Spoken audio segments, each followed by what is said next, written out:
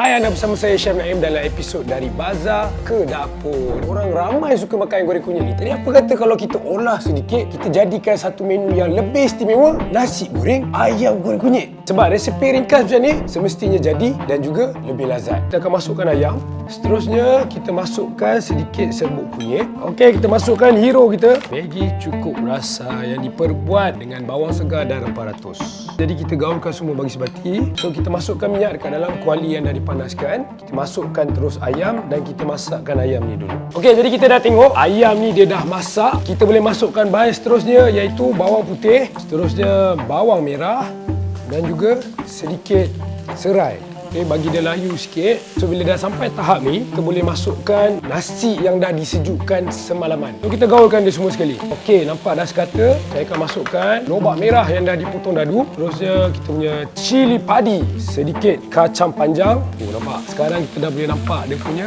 warna-warni masakan tu sendiri. Kita kena tambah sikit lagi Maggi cukup rasa. Jom kita tambah sikit masuk dalam. Dan last sekali untuk bagi dia lebih wangi, saya masukkan daun limau. Untuk api terus. Dah pun siap. Baik penonton, inilah dia resepi dari Bazar ke Dapur iaitu nasi goreng ayam kunyit. Dan sememangnya bila kita masak menggunakan Maggi cukup rasa, hidangan berbuka kita akan lebih senang dan lazat. Bismillah. Dan jangan lupa kalau nak dapatkan resepi penuh, boleh pergi ke website My Recipe.